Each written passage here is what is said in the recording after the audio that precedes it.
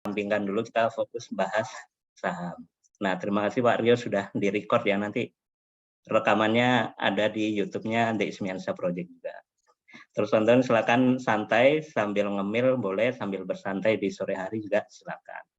Ini saya sharing dulu investment journey. Ini untuk kita men-trace back aja. Kalau saya men-trace back pengalaman investasi pertama kali saya itu tahun 2013. Itu investasi saham pertama. Tapi sebenarnya saya mulai mengenal saham itu sejak kuliah. Di kosan saya ada anak ekonomi yang tiap hari itu ngomongin saham. Padahal waktu itu kan masih mahasiswa kan miskin ya, nggak punya uang, jadi kita hanya bisa memantau aja. Kemudian tahun 2010 itu ada trading competition virtual, itu dari majalah Kontan. Jadi itu virtual trading, kita bikin account di situ, dapat virtual money 200 juta. Kemudian itu yang di trading kompetisikan selama sebulan. Dari situlah awal mula belajar saham, kemudian lulus bekerja, penghasilan pertama tidak dibelikan saham, tapi investasi pertamanya di reksadana dan di emas. Nah ini juga teman-teman mungkin sama ya, mungkin gaji pertamanya dulu dibelikan emas, atau ada yang langsung dibelikan tanah atau rumah gitu ya. Nah setidaknya kita semua pasti punya pengalaman investasinya masing-masing. Nah investasi pertama saya kebetulan di tahun 2012 dan saham pertama saya di 2013. Dan saya ingat saham pertama saya waktu itu adalah Telkom. Nah, kenapa ini saya sampaikan di awal teman-teman? Nah, karena menurut saya ada baiknya teman-teman nih kita semua mulai meng-flashback ke belakang. Sebenarnya pengalaman investasi kita ini pertama kali kapan sih? Sehingga kita tahu saat ini, hari ini nih performa investasi kita ini sudah seberapa berkembangnya. Tuh.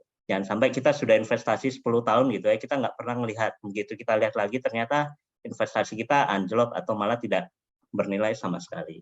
Nah, baiknya Bapak Ibu teman-teman juga punya journey seperti ini ya. Kapan investasi saham pertama saya, kapan reksadana pertama saya, kemudian kapan emas pertama yang saya miliki saya beli. Kemudian teman-teman mungkin kalau ada waktu setiap tahun, setiap akhir tahun kemudian di-review lagi perjalanan investasinya sudah sejauh mana. Ini profil saya sebelumnya teman-teman. Sebelum di BPJS Kesehatan saya kerja di perusahaan tambang namanya Borneo Lumbung Energi dan Metal. Ini perusahaan TBK yang sahamnya juga bisa dibeli. Cuman waktu itu karena saya sudah masuk di dalam dan saya tahu kondisi perusahaannya, saya tidak membeli saham perusahaan saya sendiri karena saya tahu sahamnya tidak menarik, dan di dalam saya tahu perusahaan ini tidak akan long lasting.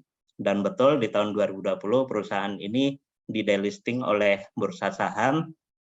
Info terakhir malah sudah bangkrut. Bahkan CEO-nya ditangkap KPK. Dan saya bersyukur sudah keluar duluan gitu ya. Jadi ya histori ini menunjukkan bahwa perusahaan yang saya masuki endingnya bangkrut. Nah semoga nanti saya masuk ke BPJS Kesehatan ini nggak bangkrut ya, BPJS Kesehatannya. Kemudian kurang lebih nanti kita akan sharing terkait ini. Singkat aja teman-teman, kita kenali dulu saham. Kemudian kita perlu kenal apa sih bedanya investasi dengan trading. Nah kemudian kita akan bahas bagaimana kita sehat mental di persahaman, baik teman-teman sebagai investor saham atau teman-teman yang aktif sebagai trader saham. Ini foto saya waktu di Pangkal Pinang. Bagi teman-teman KC Party yang belum pernah lihat saya waktu di Pangkal Pinang, nah ini foto saya. Yang di kiri bawah. Bukan yang gede, tapi yang di kiri bawah. Di sana nggak makan gorengan ya, Pak? Karena perawatan saya ini. Oke, nah ini mungkin teman-teman juga pernah baca berita ini ya, viral bunuh diri gara-gara saham. Kemudian Novi Amalia bunuh diri karena kalah main saham. Kemudian kalah main saham terjun ke tungku peluburan baja. Nah ini keluar-keluar jadi mie ayam katanya. Banyaklah kisah-kisah orang yang dalam tanda kutip kalah saham gitu ya. Sebenarnya bukan kalah sih, mungkin dia loss, mengalami kerugian yang cukup banyak sampai dia stres. Kemudian ini juga ramai muncul waktu itu orang-orang yang salah dalam mengelola uangnya, dia ambil pinjol untuk main saham, untuk dia all in di saham. Kemudian dia ngambil uang kuliah yang harusnya dia bayarin kuliah, tapi dia pakai ke saham dulu, kemudian sahamnya nggak bisa diselamatkan, kemudian dia terancam DO dan seterusnya. Ini banyaklah kisah-kisah dalam tanda kutip ya, sejarah merahnya yang berpetualang di saham. Sehingga banyak kalau teman-teman join di grup-grup saham itu ada istilah kalau anak orang baru berkecimpung di dunia saham, survive-nya itu 3 tahun. Kalau dia sudah melewati 3 tahun dengan hati yang gembira, kemungkinan dia akan lanjut di investasi saham. Tapi di 3 tahun pertama, kalau dia nggak survive di dunia saham, entah dia sebagai investor atau trading, biasanya dia akan tutup buku di saham dan kemudian kembali ke investasi yang model konvensional. Nah, tapi sebelum kita bahas lebih lanjut, kita perlu kenali dulu teman-teman terkait siklus kehidupan finansial. Nah, ini dapatnya dari Bang Danamon kalau nggak salah. Nah, ini kita ngelihat umur kita sampai 60 tahun, mungkin sebagian besar kita di sini di area ini ya, 20 sampai 40 tahun. Kalau Bu Rara kemarin infonya lagi ulang tahun ke 22 tahun ya. Jadi ya selisih dikit lah ya sama Adi. Ya, jadi di usia 20 sampai 40 tahun ini kita sedang di tahapan mengumpulkan kekayaan. Jadi betul teman-teman yang umurnya sebelum 40 tahun, emang ini harus rajin-rajinnya mengumpulkan kekayaan. Mau itu kerja, mau itu invest, mau itu trading, dan semacamnya. Karena setelah melewati umur 40 tahun, sudah nggak mengumpulkan kekayaan lagi, tapi kekayaannya sudah terkumpul, tinggal di manage, tinggal dilipat gandakan kekayaan. Karena itu ada yang bilang umur 40 itu puber kedua ya, karena di umur 40 tahun biasanya sudah mature, sudah mapan kondisi finansialnya, dia akan sibuk ke bikin kos-kosan, atau bikin ruko, atau beli apa, dan semacamnya. Di masa mudanya dihabiskan untuk mencari uang. Sehingga aktivitas finansial yang cukup beresiko itu sebaiknya memang diawali di usia-usia produktif, di sebelum umur 40 tahun. Jadi kayak kita mulai investasi, teman-teman mulai ikut berhutang ya, hutang baik di koperasi atau di lembaga pinjaman, hutang, kemudian kita mulai mengumpulkan dana pensiun, asuransi, tabungan, deposito, dan lain sebagainya. Memang sebaiknya dimulai di umur-umur kita produktif, karena setelah kita lewat umur 40 tahun, sudah berbeda masanya kembali. Dan terutama terkait hutang, ini sebaiknya hutang memang selesai sebelum kita pensiun. Jadi sebelum 55 tahun memang sebaiknya kita sudah finish dengan hutang-hutang kita. Jangan sampai kita pensiun itu masih punya hutang. Di saat kita pensiun sudah nggak ada penghasilan tetap lagi yang seperti penghasilan ketika kita produktif. Sehingga kalau teman-teman mau mengeksplorasi hutang, mau hutang sebanyak-banyaknya, memang sebaiknya di masa-masa ini, di 20 sampai 40-an tahun. Karena teman-teman akan punya cukup waktu untuk melunasinya kalau itu hutang ya. Tapi ada juga teman-teman yang bermahzab anti hutang gitu ya. Berarti ketika anti hutang dia akan menggeser dulu keinginannya, tapi dia tabung uangnya ketika sudah terkumpul baru dia membeli sesuatu secara cash. Nah, gambaran ini yang ingin saya sampaikan ke teman-teman adalah bagi yang usianya sebelum 40 tahun, ini waktunya mengeksplor. Jadi jangan takut-takut. Kalau mau memulai saham, ini waktunya. Kalau mau memulai investasi atau trading di kripto, ini waktunya. Mau investasi apa ya, ruko, atau teman-teman mau buka kolam lele, mau buka rental PS, mau buka apapun lah, ini waktunya yang tepat di umur sebelum 40 tahun. Karena ini adalah waktu umur kita masih produktif, mungkin badan juga masih sehat, dan kita bisa mengeksplor banyak hal. Lewat dari 40 tahun, kita seharusnya sudah tinggal menikmati apa yang sudah kita kumpulkan di tahun-tahun sebelumnya. Nah, kalau di kurva yang merah ini, secara teori dan secara logika memang seharusnya setiap kita bertambah tua itu kekayaan kita semakin meningkat. Nah, ini yang kita perlu flashback ya, kita berkaca ke diri kita sendiri. Benar nggak setiap tahun kita semakin kaya? Karena secara desain, penghasilan kita itu setiap tahun pasti naik. Tuh lihat tiap 2 tahun kita ada kenaikan skala gaji. Kemudian mungkin sekitar 2 atau 3 tahun sekali akan ada penyesuaian gaji gitu ya, karena inflasi dan seterusnya. Indeks konjungtur direview setiap 3 tahun sekali, dan banyak penyesuaian-penyesuaian yang kalau kita hitung hanya pendapatan dari BPJS Kesehatan aja, setiap tahun itu seharusnya kita makin bertambah kaya.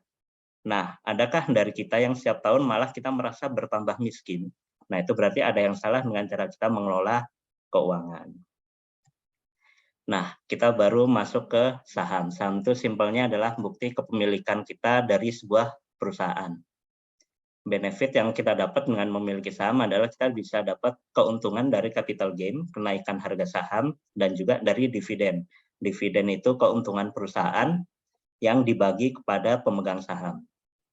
Tapi juga ada risikonya. Risikonya adalah capital loss, ini penurunan harga.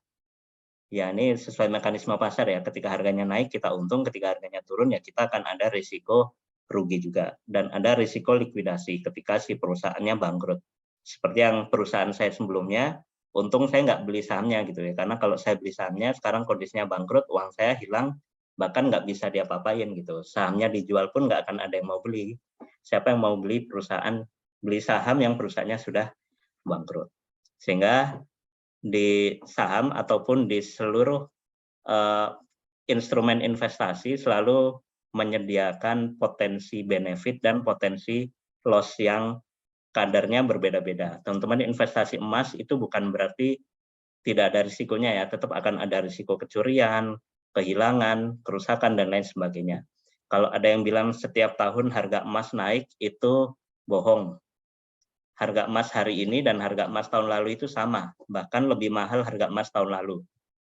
Kemudian kalau kita perpanjang lagi grafiknya harga emas, di 5 tahun terakhir justru harga emas itu di situ-situ aja. Jadi kita pernah mengalami harga emas 1 gram itu 1 juta ya. Dulu Adi waktu emas harga 1 juta itu langsung keliling pasar, pengen ngeborong toko emas gitu ya. Sekarang harga emas 1 gram 900.000 nih. Nah harusnya Adi nggak hanya pasar di Pangkal Pinang, di Bangka Selatan pun Adi samperin juga emasnya diborong di.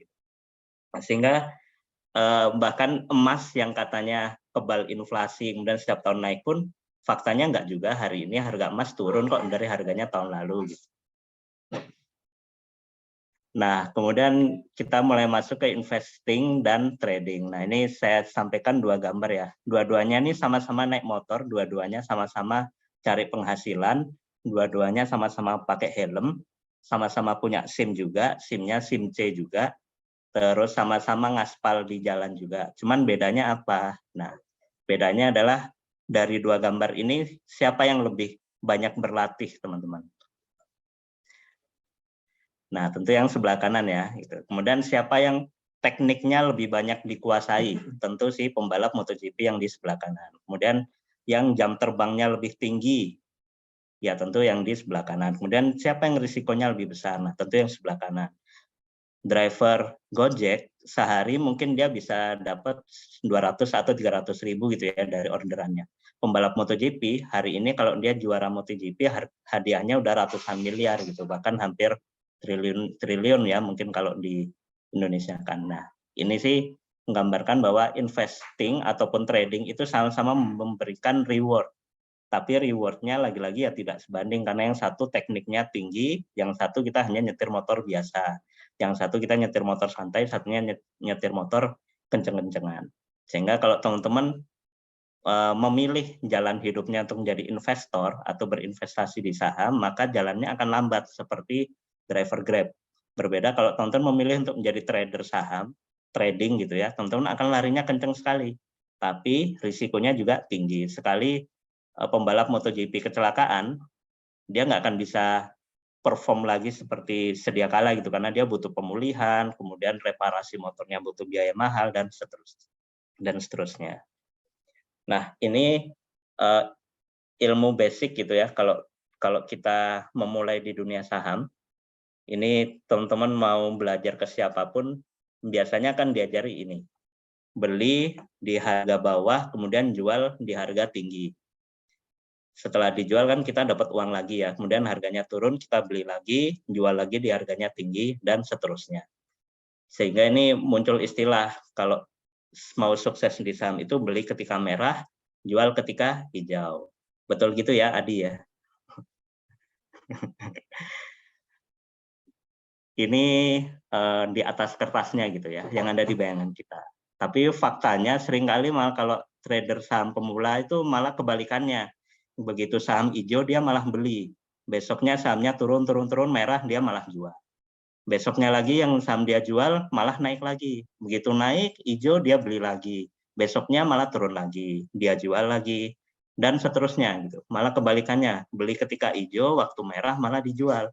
Sehingga walaupun sahamnya trennya naik, tapi ketika momentum masuknya kurang tepat, ya walaupun sahamnya naik, dia akan tetap mengalami kerugian. Nah, biasanya para investor atau trader saham pemula biasanya seperti ini gitu ya. Nah, karena itu terus muncul istilah nabung saham. Nabung saham itu mengajarkan kita untuk disiplin berinvestasi. Jadi mau dia harganya tinggi, rendah, turun, naik lagi, turun lagi, naik lagi, turun lagi, naik lagi, dan seterusnya. Opsinya hanya buy. Beli, terus beli, dan seterusnya. Dan dilakukan secara disiplin. Sehingga mau itu sahamnya naik tinggi, mau sedang turun, tetap dilakukan aktivitas pembelian. Ini dengan catatan saham yang dibeli memang saham-saham yang secara historicalnya menunjukkan tren yang meningkat. Nah, sehingga yang utama perlu teman-teman pahami adalah mindset-nya dulu sih. Untuk menjadi investor ataupun trader itu mindset-nya berbeda karena jalannya juga berbeda gitu ya. Kalau investor, teman-teman mau jadi investor gitu ya, mindset yang harus ditekankan adalah pertama jadilah owner. Jadi kalau jadi investor saham itu teman-teman harus memposisikan aku ini pemilik perusahaan. Adi itu punya perusahaan, punya saham di Antam gitu ya misalkan ya.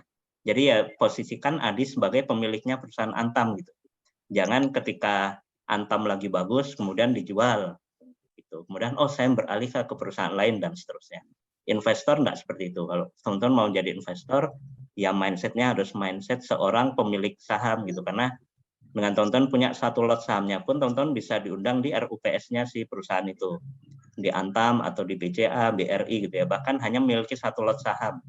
Satu lot saham Antam itu sekitar 300.000 mungkin ya. Dengan uang 400.000, Bapak Ibu bisa diundang di RUPS-nya perusahaan Antam.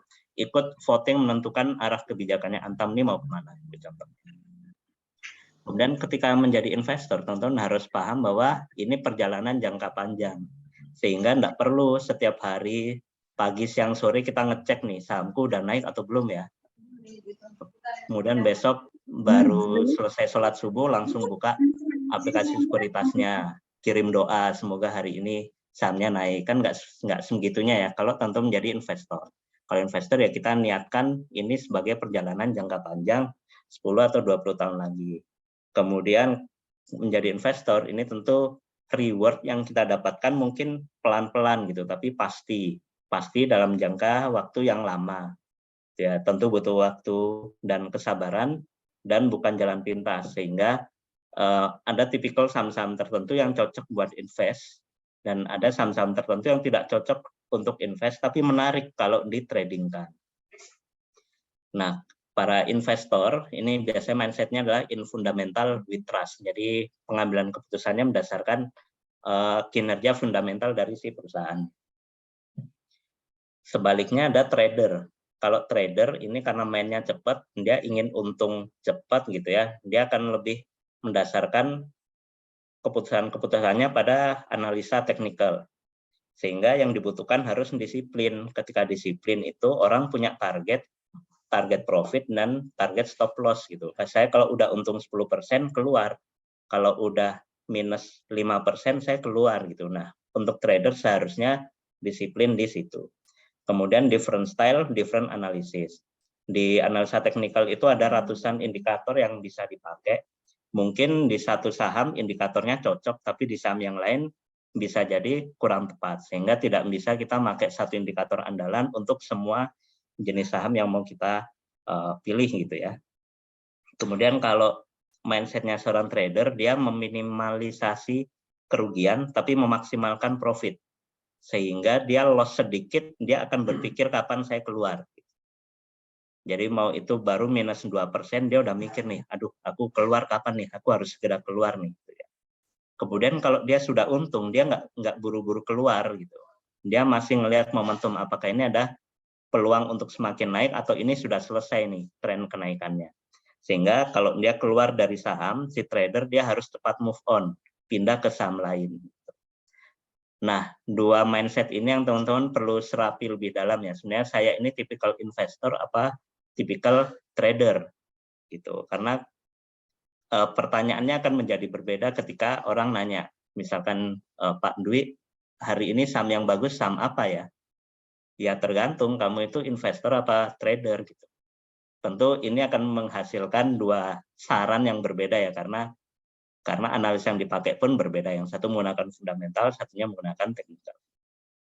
Nah, kaitannya dengan mental health, kesehatan mental kita dalam investasi saham, saya tekankan yang perlu diawali adalah ini, teman-teman clearkan dulu masuk di saham itu sebagai investor atau sebagai trader. Nah, ini teman-teman di Pati juga kemarin beberapa nanya ke saya ya, yang baru memulai gitu ya. Bagaimana enaknya beli saham apa nih? Ya, saya tanya balik, kamu planningmu sebagai investor atau sebagai trader? Nah, kemudian ini ada beberapa mitos atau fakta ya. Kalau perusahaan bagus, harga sahamnya pasti bagus. Kira-kira ini mitos atau fakta, Andi? Nah, kebetulan ini yang saya contohkan ya kebetulan bagus ya. BCA ini perusahaannya bagus, dia bank nomor 1 di Indonesia. Kemudian dari sisi kelolaan dana, kalau dari jumlah nasabah, dia kalah dengan BRI, tapi dari sisi uang dan profit dia juara. Ya memang kalau perusahaannya bagus, harga saham trennya akan bagus. Ini dari 2018 dia trennya selalu naik, walaupun di 2020 ini waktu COVID ya. Waktu COVID ini semua perusahaan pasti akan turun sedikit, baru dia akan survive. Kebetulan BCA ini perusahaannya bagus, harga sahamnya bagus. Tapi ada juga perusahaan yang bagus, tapi harga sahamnya nggak bagus. Contohnya Unilever. Kita kalau masuk ke Alfamart, Indomart itu satu rak isinya Unilever semua kayaknya. Ya ada sedikit Mayora mungkin ya. Unilever itu kantornya bagus di BS di sana, canggih, kemudian produknya ada di mana-mana, selalu untung sebenarnya Unilever itu, tapi harga sahamnya kok nggak mengikuti kinerja keuangannya ya. Ini bahkan 5 tahun terakhir ini Unilever nggak pernah bangkit gitu, dia trennya selalu turun. Sehingga perusahaan bagus itu belum tentu kinerja sahamnya juga mengikuti.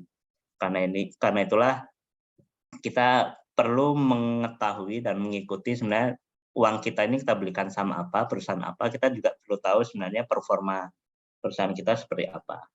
Ada juga perusahaan yang mungkin tidak terkenal tapi pergerakannya ugal-ugalan. Nih contohnya adalah Arto. Arto ini bank jago. Jadi kalau 5 tahun terakhir dia sudah naik 40.000%. 40.000% itu kalau kita naruh uang 1 juta, 40.000% itu berarti jadinya sekitar berapa? 4 miliar ya? Kira Mas. Yang penting banyak lah ya. Kita lihat nih, Arto ini mungkin nggak ada yang tahu ya, Bank Jago mungkin baru-baru ini aja teman-teman pada tahu iklannya banyak, bank digital. Bank Jago memang dia momennya ketika dia dibeli sama Gojek, kemudian dia mulai masuk ke ekosistemnya Goto. Kemudian harganya memang sangat meningkat sejak 2018 ke 2022 sekarang. Dia sempat, nah ini ya, walaupun dia sekarang sudah naik 40 ribuan persen ya, sudah 5 tahun, tapi kalau kita telat masuknya juga kita bisa apes juga. Kalau kita masuknya di awal 2022 ketika dia di puncak-puncaknya, dan berikutnya dia malah semakin turun gitu. Walaupun kita sudah untung dari awal gitu ya, tapi ini ketika ada tren penurunan gini, nah kita seharusnya sudah mulai ancang-ancang nih kita mau keluar atau mau makin nambah atau strateginya seperti apa. Sehingga yang mau saya tekankan adalah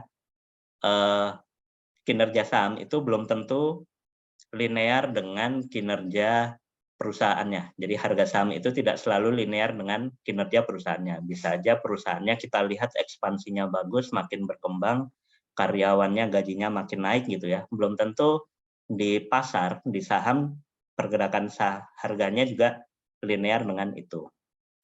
Karena ini di pasar saham tentu akan banyak sekali faktor yang mempengaruhi harga saham. Nah, siklus psikologi trader ini seperti ini teman-teman, ini yang kemudian banyak sekali adopsinya gitu ya. Apalagi di era COVID itu banyak mahasiswa yang masuk menjadi trader saham atau investor saham. Pada awalnya mereka akan masuk dengan perasaan optimis. Insya Allah nih saham pertamaku sukses nih. Dan benar dalam seminggu 2 minggu sahamnya yang dibeli memang naik dan dia senang banget. Kemudian biasanya di tahapan ini ketika saham pertama kita cuan, kita akan otak kita ini terstimulasi ya untuk nambah-nambah terus. Sampai tahapan kita euforia. Nah, biasanya orang di tahap euforia ini dia sudah merasakan untung di saham, kemudian dia mulai ngajak teman-temannya. dan dia mulai sering pamer portofolionya di-share gitu ya. Hari ini aku udah untung segini nih, udah untung segini ini ketika di tahapan euforia.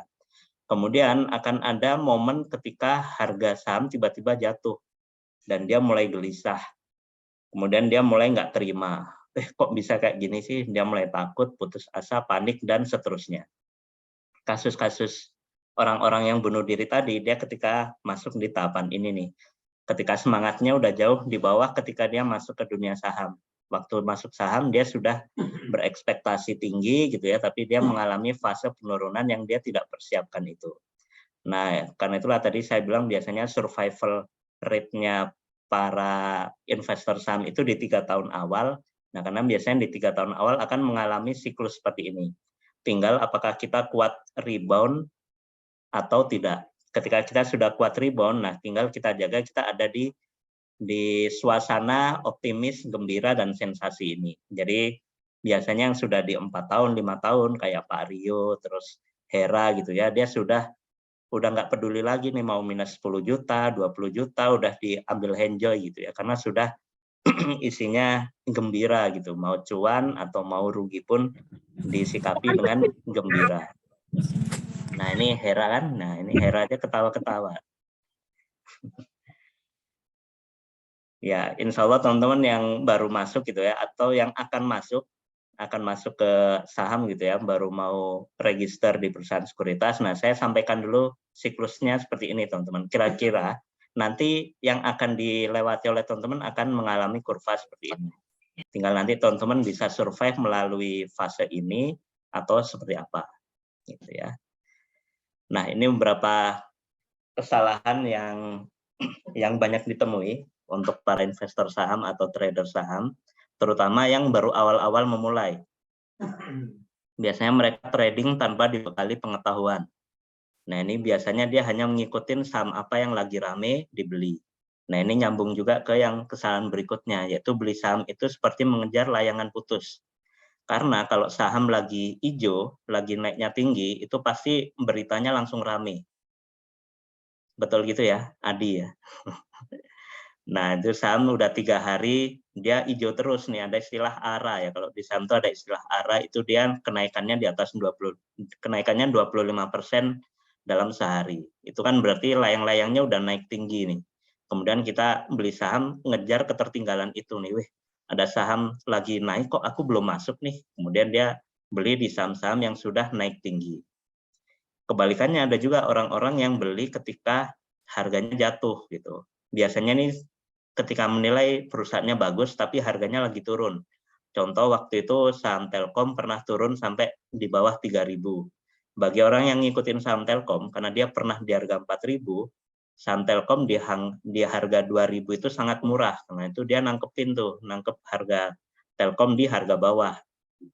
Padahal itu belum waktunya mantul sehingga waktu itu saham Telkom dia masih turun-turun dan seterusnya. Kemudian ada juga kesalahan yang dia membeli saham terlalu banyak, baik jenisnya ataupun jumlahnya. Jadi biasanya di awal-awal investasi kita itu lapar mata ya.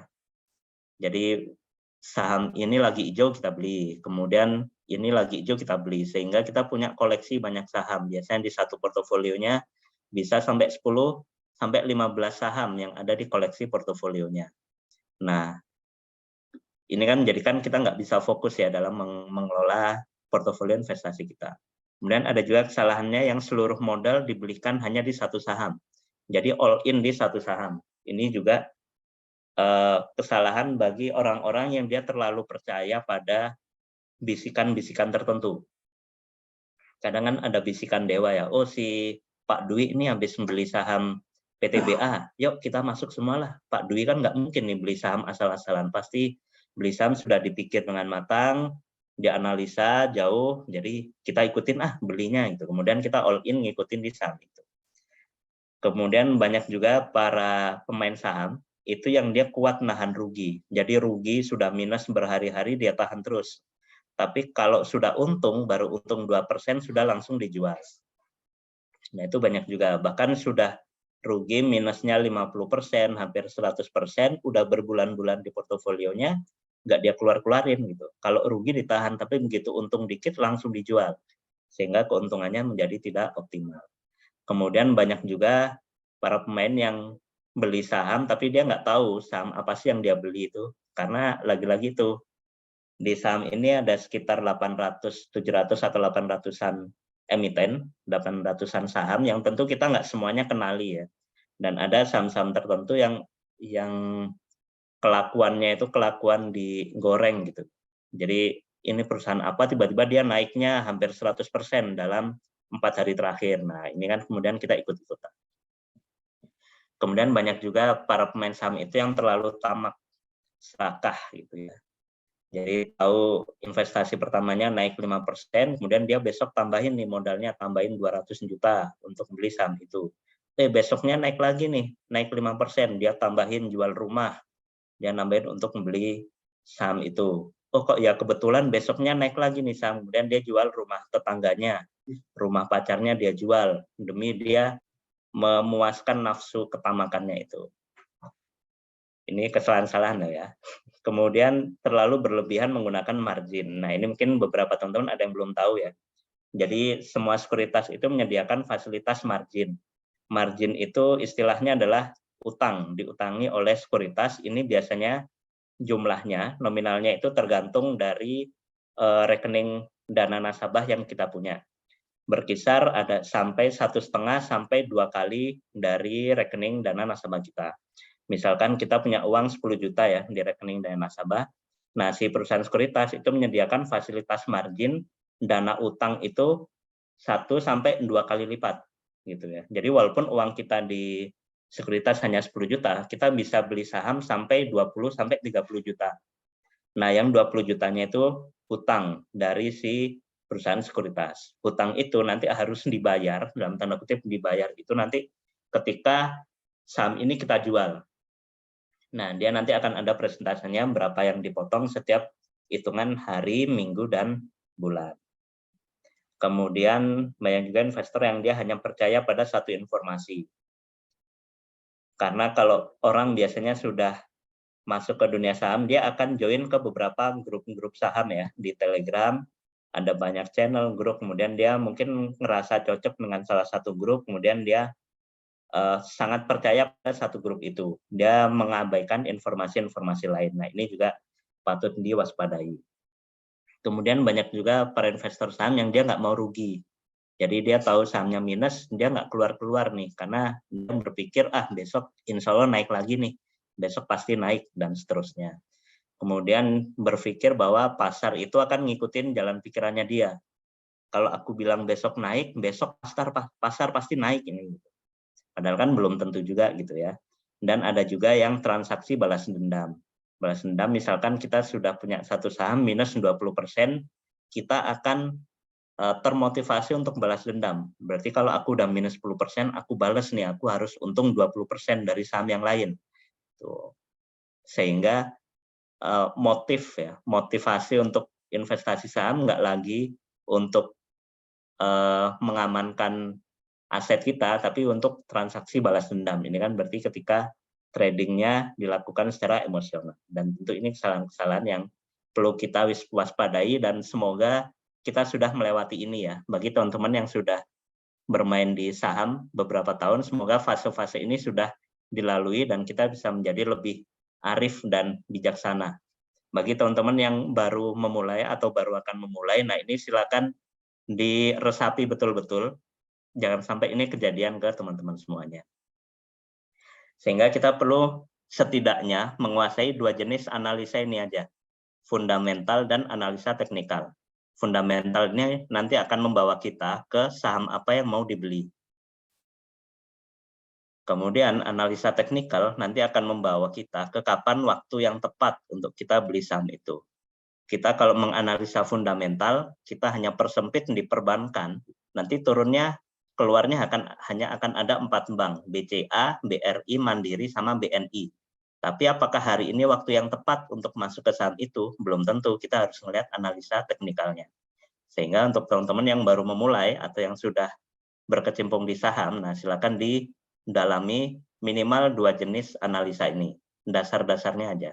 Jadi kita nggak lagi beli saham berdasarkan kata orang, kata koran, atau yang rame-rame di medsos gitu.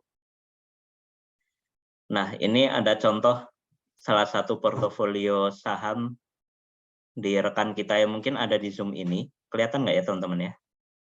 Di sebelah kanan ini portofolionya ya, semuanya merah sahamnya ini. Nih, Antam, padahal Antam ini perusahaan bagus ya, tapi portofolionya dia minus 21%. Kemudian ada saham BHIT, MNC Investama, minus 11%. MLPL, minus 51%. Real, ini Real Madrid kali ya, minus 50%. Kemudian Toys, minusnya 30%. Nah, kira-kira menurut teman-teman bagaimana raut wajah orang ini di kehidupan sehari-hari? Ketika dia ngeliat portofolionya saham kok isinya merah semua, minus semua, ini yang tadi saya contohkan ya mungkin teman-teman ya. Dia sudah tahu loss tapi dia nggak keluar-keluar ya, jadinya minusnya akan makin bertambah seperti ini. Contoh di MLPL ya, dia sudah minus 50%, berarti ini total uangnya dia sekitar 1,5 juta, sekarang tinggal 700.000. Sehingga untuk kembali ke modal awal aja, kembali ke 1,5 juta, dia harus naik 100% dari harga sekarang. Nah, ini mau nunggu berapa ratus tahun lagi gitu ya. Nah, karena itu memang keputusan untuk keluar saham itu memang sebaiknya sudah direncanakan dari awal. Nah, kalau kita setiap pagi habis sholat subuh ngelihat portofolio ini kan kita jadinya sedih ya. Mengawali hari itu kok dengan mata merah gitu kan, jadi nggak semangat di kantor gitu ya. Alangkah lebih enaknya kalau kita mulai disiplin gitu ya, sehingga yang dari pagi itu yang kita lihat udah warnanya hijau-hijau semua. Jadi waktu ke kantor itu kita sudah hati riang gembira. Nah, sehingga inilah baru masuk ke materi saya. Sehat mental investasi saham ini kalau menurut saya ya, tidaknya hanya 4 hal ini, teman-teman, yang perlu kita siapkan. Pertama, financial management-nya. Kemudian kita harus mengakses risiko kita, risk profile nanti keluarnya. Kemudian knowledge perlu kita upgrade terus, dan disiplin. Ini yang paling utama. Nah, financial management itu apa? Nah, ini bahkan saya sampai bikin konten ya di Dexmiansyah Project, jangan investasi saham. Ini lanjutannya adalah kalau kita belum punya dana darurat. Nah, ini dalam kaitan memang di financial planning-nya. Jadi financial management itu nggak hanya mengalokasikan dana ya teman-teman ya. Mungkin teman-teman setiap tanggal 1 gajian, kemudian sudah terbiasa mengalokasikan gajinya ya. Ada yang ke uang sekolah, ada ke uang internet, ada uang kebutuhan rumah, uang belanja, uang mobil, dan seterusnya. Itu baru di financial allocation. Financial allocation itu di financial action. Nah, ini gambaran kalau teman-teman nanti menggunakan jasa financial planner. Kalau financial planner sekarang mulai banyak ya. Kalau teman-teman merasa butuh bantuan financial planner untuk mengelola finansialnya, biasanya si para financial planner ini akan memulai dengan urutannya kurang lebih seperti ini. Jadi pertama akan ditanya dulu, kamu ada goals nggak terkait finansial yang mau kamu capai? Karena tujuan finansial ini menentukan berikutnya ini kita harus ngapain gitu ya. Goals ini apa sih? Contohnya misalkan ya, ada yang mau naik haji, atau mau beli rumah, atau mau nikah dalam 3 tahun lagi, 3 tahun ke depan. Tentu strategi untuk mewujudkan itu berbeda-beda, karena yang satu time frame-nya panjang, satu time frame-nya pendek. Tentu strateginya harus berbeda. Setelah goals-nya ditetapkan, biasanya akan financial check up. Para financial planner dia akan mengcheck up gitu ya kondisi keuangan kita, pendapatan kita berapa, pendapatan di luar gaji berapa, utang kita berapa, beban bulanan berapa, uang sekolah berapa, biaya internet berapa, dan semua terkait finansial akan di check up gitu ya. Jadi kayak kita medical check up kan semuanya dicek. Semuanya dicek sehingga ketahuan nih sebenarnya kita ini besar pasak daripada tiang atau enggak. Kemudian berapa dana yang bisa kita alokasikan untuk hal lain itu berapa. Dan di financial check up akan ketahuan sebenarnya porsi pengeluaran terbesar saya itu ada di mana sih. Baru berikutnya adalah financial planning. Ini yang baru kemudian disepakati. Oke, kita harus mulai menambah pemasukan, kita mengurangi pengeluaran. Pengeluaran yang nggak penting dikurangi dan seterusnya. Barulah kemudian financial action. Nah, kenapa ini saya sampaikan di awal, biar kita sehat mental di dunia investasi, terutama saham ya. Karena kebanyakan kita melewatkan fase ini. Kebanyakan kita akan langsung buka rekening di sekuritas, kemudian kita langsung beli saham. Kita lupa melaksanakan fase ini. Jadi kita bingung, kita goals yang mau kita capai apa, kita belum mengalokasikan dana, kita nggak punya dana darurat, kemudian kita pakai uang kuliah kita untuk saham, kita pakai uang sekolah anak untuk saham, dan seterusnya. Karena kita melewatkan fase financial management. Sehingga number one, untuk sehat mental di investasi saham, saya sampaikan kita perlu punya financial management. Misalkan teman-teman belum bisa sampai ke tahap ini, minimal teman-teman lakukan dulu financial check up. Tinggal dicatat aja saat ini, sekarang rekening saya ada berapa, gaji bulanan saya berapa, pendapatan lain-lain saya berapa, kemudian pengeluaran saya berapa setiap bulan. Kemudian ketahuan alokasi uang kita yang bisa kita investasikan itu berapa. Berikutnya adalah kita perlu mengukur profil risiko. Profil risiko ini gambarannya memang semakin tinggi return akan dibarengi dengan semakin tingginya risiko. Karena itu saham itu masuk di kategori high risk, high return. Karena returnnya tinggi, risikonya juga tinggi. Sebagai gambaran di saham itu kita bisa untung 25% dalam satu hari. Ketika kenaikannya dia arah berhari-hari, berarti uang kita bisa naik meningkat 100% hanya dalam waktu 4 hari. Dan itu terbukti. Memang ada beberapa saham yang baru IPO, bahkan dia 2 minggu awal sudah naik ratusan persen. Bayangkan berapa peningkatan kekayaan kita kalau kita masuk di momen yang tepat. Tapi ada juga saham yang dari awal IPO sudah minus. Turun karena yaitu return yang tinggi akan diimbangi dengan risiko yang tinggi. Nah, ketika Bapak Ibu teman-teman buka rekening di sekuritas, pasti akan ada risk assessment. Nanti akan keluar hasilnya profil risikonya Bapak Ibu teman-teman. Jadi setidaknya ada 3 profil risiko ya, konservatif, moderat, atau agresif. Ketika ngikutin ujiannya, ngisi jawab-jawab pertanyaannya, nanti akan muncul nih hasilnya. Misalkan Mbak Fitri tipikalnya adalah moderat. Kemudian Habib Andi tipikalnya adalah agresif. Ya berarti profil kita nggak cocok, misalkan saya orang moderat ya, berarti profil kita nggak cocok untuk instrumen investasi yang risikonya terlalu tinggi.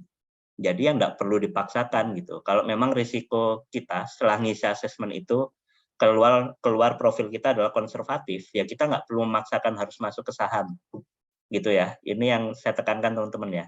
Karena di saham itu hari ini kita bisa untung 25%, tapi hari ini juga kita bisa rugi minus 7% gitu ya.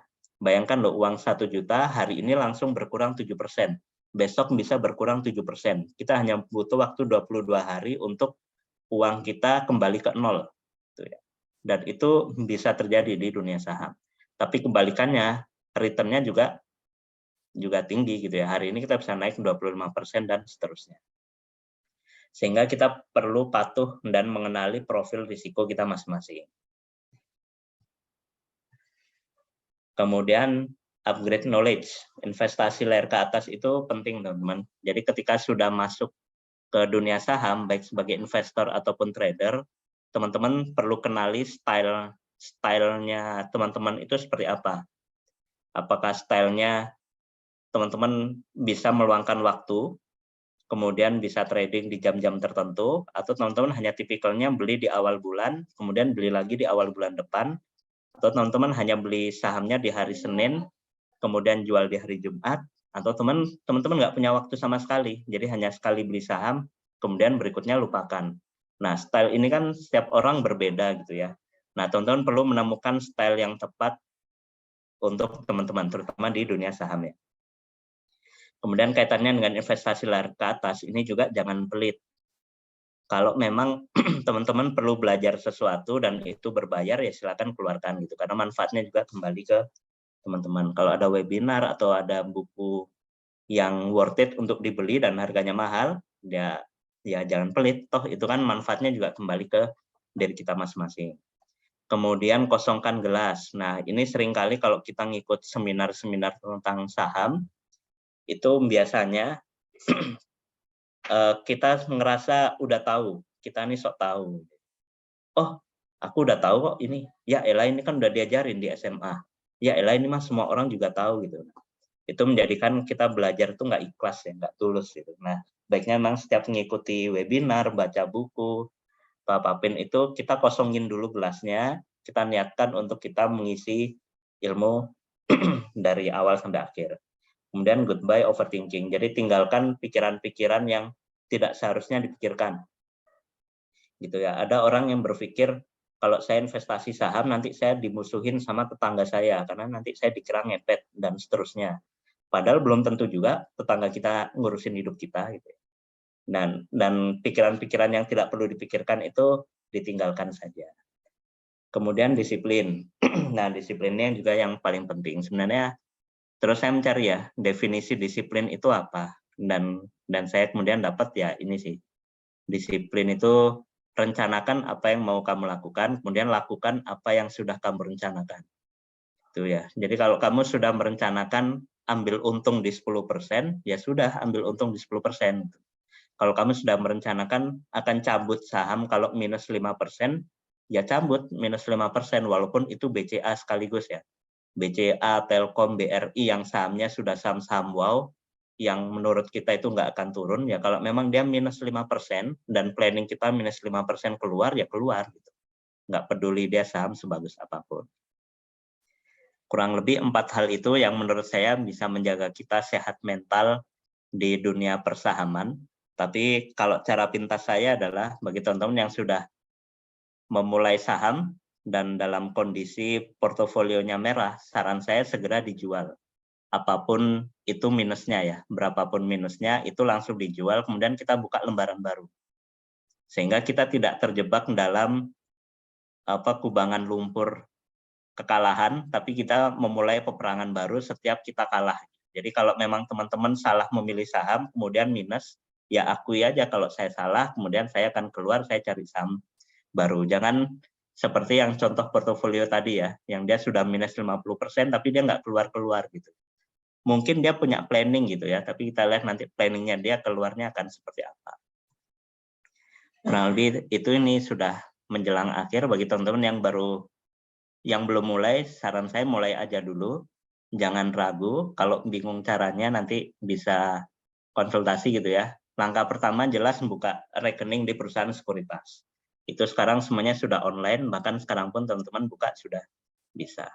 Kemudian ya ini sudah di akhir, silakan teman-teman bisa follow Instagram saya yang sebelah kiri ya, The Ismiansyah Project, kemudian teman-teman langsung scroll sampai paling bawah. Nah di paling bawah, nah nanti silakan teman-teman langsung pelajari satu persatu konten di The Ismiansyah Project dari bawah.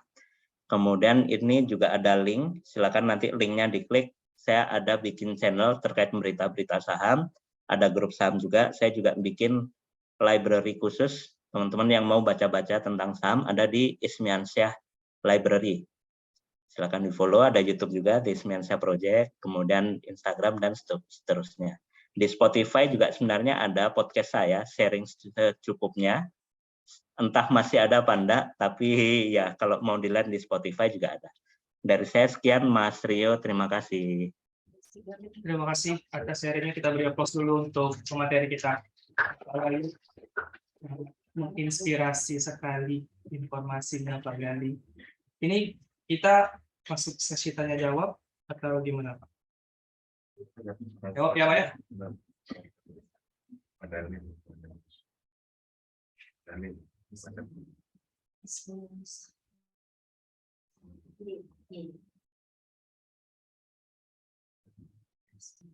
Ini kita buka sesi tanya jawab Pak Gali ya.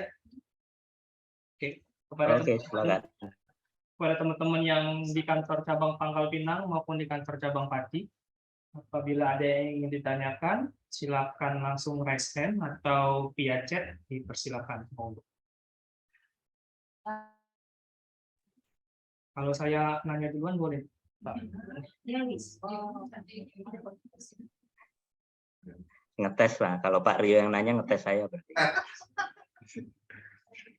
Saya nanya serius Pak. Jadi saya menarik yang masalah nabung saham tadi Pak, yang info Bapak berapapun harganya, saham itu harus dibeli. Ada batas waktu tahunnya nggak dibeli. Misalkan selama setahun atau 2 tahun saya bakal beli saham ini nih, terus saya diemin selama 15 tahun ke depan atau 10 tahun ke depan, ataukah selama saya hidup saya terus beli saham tersebut di harga berapapun. Terima kasih. Nah, satu pertanyaan lagi Pak Gali, kalau saya punya saham BCA, kira-kira saya bisa mencat pegawai? Terima kasih Pak. Saya jawab dari pertanyaan kedua dulu Pak Rio. Pak Rio malah bisa mencat satpamnya Pak Rio. Kalau satpamnya BCA nggak benar, nah posting di Instagram, dia dipecat itu besoknya. Karena memang betul SOP-nya di BCA itu, kalau ada keluhan dari customer, dia otomatis dapat SP. Jadi tanpa penelusuran dulu, dia dapat SP dulu, baru ditelusuri. Itu SOP-nya satpam di BCA. Ada teman saya di BCA begitu, karena itu mereka menjaga performa satpamnya sebegitunya gitu. Yang penting customer komplain di SP dulu, baru ditelusuri. Nah, tapi sebagai pemegang saham itu bisa dilakukan Pak Rio, karena waktu RUPS itu kan menjelaskan ya, selama setahun ke belakang performa perusahaan seperti ini. Tahun depan perusahaan berencana untuk melakukan A, B, C, D, E. Penambahan pegawai, pembukaan cabang, dan seterusnya. Nah, kita bisa voting setuju atau tidak setuju di situ. Nah, kalau di situ ada klausul pemecatan pegawai, kalau Pak Rio setuju dengan pemecatan pegawai, voting setuju. Nah, itu kita bisa memecat pegawai BCA kalau kelakuannya nggak benar. Gitu. Nah, terus pertanyaan pertama, kalau nabung saham itu jangka waktunya berapa lama? Nah, lagi-lagi ya tergantung financial goals-nya apa yang mau kita capai. Apakah goals-nya itu sampai akhir hayat kita, atau kita punya goals yang mau kita ambil ya dalam waktu berapa tahun. Kalau karena itu ya, misalkan kita mau merencanakan kuliah anak kita kuliah mungkin 10 atau 15 tahun lagi, bagi yang anaknya masih balita gitu ya. Kemudian kita berikhtiar, aku nabung saham untuk biaya kuliah anakku. Sehingga nanti ketika 15 tahun lagi, anak kita mau kuliah, ya kita perlu konsekuen dengan pilihan kita itu. Ya kita akan jual atau kita stop ketika sudah mencapai masa itu. Tuh. Nah, nabung saham pun sekarang masih saya lakukan, Pak Rio. Jadi saya juga, saya setiap bulan masih rutin beli BCA sama BRI. Setiap awal bulan. Sampai kapan? Ya sampai saya membutuhkan. Berarti financial goal saya, uang saham saya akan saya keluarkan kalau uang saya sudah habis. Gitu. Jadi ya saya recap kembali, berarti jawaban dari pertanyaan Mas Rio adalah tergantung financial goals-nya. Jadi kalau memang planningnya 3 tahun, ini goals-nya untuk 3 tahun, ya 3 tahun keluar. Atau 5 tahun, 10 tahun, itu lagi-lagi tergantung financial goals-nya. Semoga menjawab Pak Rio, terima kasih. Terima kasih jawabannya. Yang lain, teman-teman yang lain, untuk yang kasih Pangkal Pinang maupun yang kasih Pati, ada yang ingin ditanyakan? Dipersilakan. Pak Dwi, silakan Pak Dwi. Mau ke sini?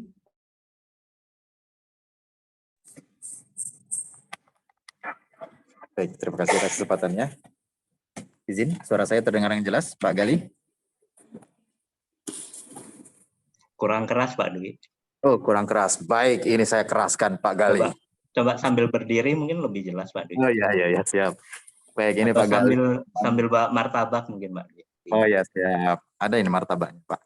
Baik, ini Pak Gali, teman yang 6 bulan saya sendiri salah simpan kontak waktu itu.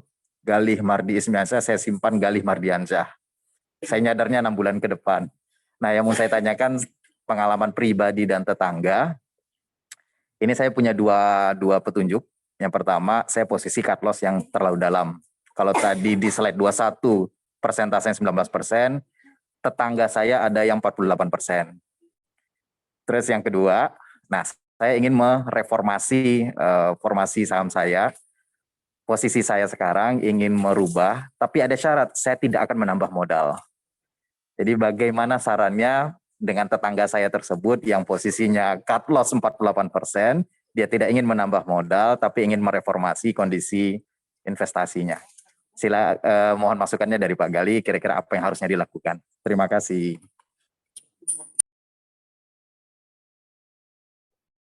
Terima kasih Pak Dwi pertanyaannya. Itu tetangganya masih sehat enggak ya sekarang kondisinya? Alhamdulillah belum depresi. Oh, belum depresi ya. Yang penting dia masih mau makan gitu, masih alhamdulillah ya. Ya, Pak Dwi, pertanyaannya tentang reformasi birokrasi ya. Tapi kalau di saham itu biasanya istilahnya adalah restrukturisasi portofolio atau rekomposisi saham. Ya, terserah mau pakai istilah mana ya.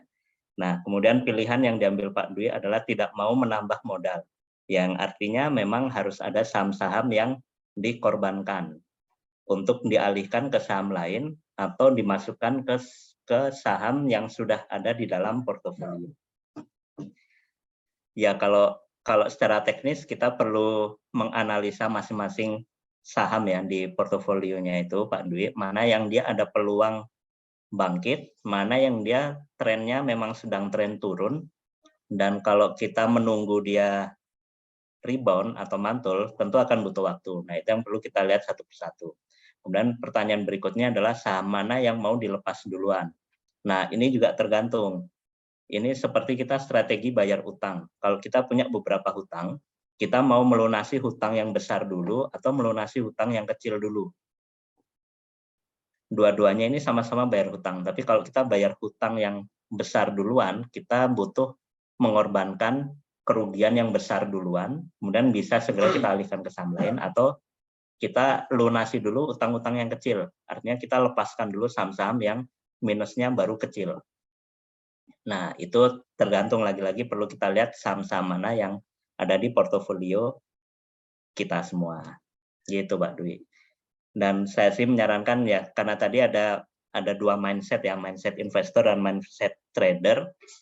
Saya selalu sarankan ke teman-teman yang ngobrol di sini gitu ya, kalau bisa memang kita punya dua akun sekuritas. Satu akun yang betul-betul kita set untuk investing, dan satu akun trading. Sehingga bagi teman-teman yang gatel pengen narik keuntungan itu ya hanya di akun tradingnya. Untuk akun investingnya, akun investnya memang diset untuk jangka panjang. Itu bagus untuk melatih kedisiplinan kita sih. Baiknya sih teman-teman punya minimal 2 akun ya. Kalau mau 3 atau 4 akun silakan. Ada juga yang bikin akun sejumlah anggota di kartu keluarga. Ada juga itu yang dia punya 3 anak, dia punya 5 akun. Jadi ini akun anak pertama, akun anak kedua, akun anak ketiga. Kemudian ada akun suami atau istrinya. Dengan masing-masing ini punya strateginya masing-masing gitu, berbeda-beda. Nah, itu silakan. Kurang lebih itu Pak Dwi, semoga menjawab ya. Terima kasih Pak, karena Pak Dwi.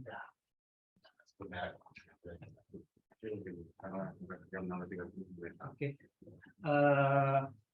Mungkin selanjutnya tidak ada yang bertanya lagi ya. Mungkin yang mau bertanya langsung japri ke Pak Gali, nggak masalah Pak Gali ya. Oke, terima kasih waktunya, kesempatan yang sudah diberikan. Terima kasih juga untuk waktu dari kantor cabang Pati dan kantor cabang Pangkal Pinang pada sore hari ini. Sebelum saya tutup, kita foto bersama dulu. Mungkin untuk yang kameranya belum dihidupkan, tolong dihidupkan terlebih dahulu. Pak cabang Pati, kami mau ngasih Pak Gali. Pak Gali, dari Kepala Cabang Pati, apakah hadir Pak? Atau ada closing statement seperti itu? Ada, Pak Dani ada sih. Oke, silakan Bapak. Waktu dan tempat disilakan.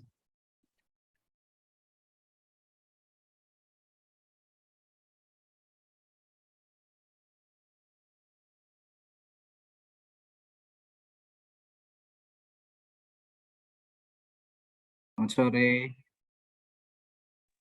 Sore. Kok di Pak Rudi, apa kabar? Teman-teman di Aceh Pangkal Pinang, apa kabar? Baik, Pak. Udah ketawa-ketawa ya? Alhamdulillah. Terima kasih banyak Pak. Ini kolaborasinya ini luar biasa Pak Gali. Bisa memberikan Pak Gali. masukan dan inspirasi buat teman-teman. Memang di Aceh Pati Pak Gali juga ini sering memberikan inspirasi buat teman-teman di Gatipati. Iya. Terima kasih, mudah-mudahan bisa gantian nanti ya, mungkin dari teman-teman di KC Pangkal Pinang yang bisa memberikan Gatipati dan bisa gantian memberikan inspirasi. Saya terakhir ke Pangkal Pinang itu tahun berapa ya? 2017 atau 18 ya? Oke. Ya, Pak Rudi dan teman-teman, silahkan saya kembalikan ke Mbak Ayu. Terima kasih. Terima kasih Pak. Atau bukan, sorry, Mbak Ayu ya. Rio, Pak, Mas Ke Rio. Pak Rio, Pak. Oh iya, Pak Rio, silakan Mbak Rio. Terima kasih.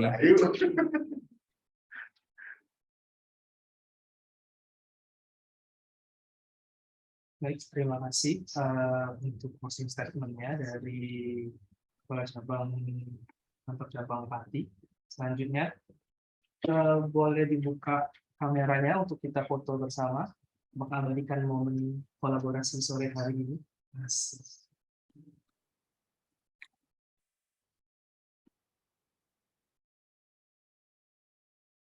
Ini ada 3 halaman ya. Ini halaman pertama.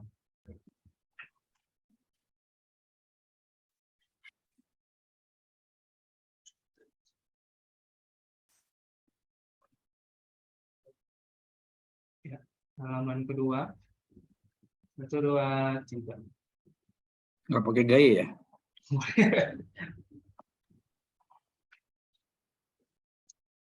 Oke, gayanya mau gaya kompeten, gaya bebas, silakan. Kamera 1, 2, 3.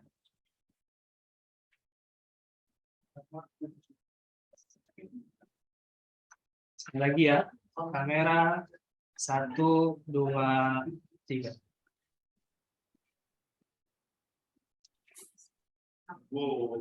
Oke, terima kasih atas waktu dan atensinya teman-teman pada sore hari ini. Semoga informasi yang sudah disampaikan tadi dapat bermanfaat untuk kita semua. Semoga kolaborasi ini dapat berjalan panjang ke depannya antara KC Pangkal Pinang dan KC Pati. Saya selaku MC pada hari ini mohon maaf apabila ada kata-kata yang kurang berkenan. Kepada Allah saya mohon ampun. Wabillahi taufiq wal hidayah. Wassalamualaikum warahmatullahi wabarakatuh. Waalaikumsalam warahmatullahi wabarakatuh. Terima kasih Pak Dhani. Terima kasih Mas Gali. Terima kasih Mbak Gali. Hayut, hayut, where are you, hayut? Hayut, where are you, hayut? Mana hayut? Hayut mana Hayut? Hayut, Nah, where itu are you, Hayut. hayut? Halo Mbak Sari. Wis, makin ya. Gemuk dikit ya di sana ya. Lebih makmur di Pati daripada Purwokerto.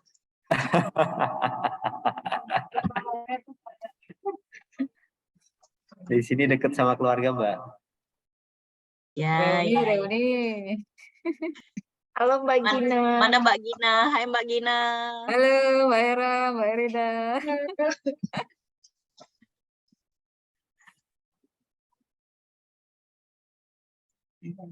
Sehat-sehat Mas Sari. Kamu juga ya, Dek. Oke. Mana Nancy? Nancy gak ada di sana, Nancy. Udah ada. Terima kasih ya, izin live meeting. Izin live meeting. Ya, terima kasih.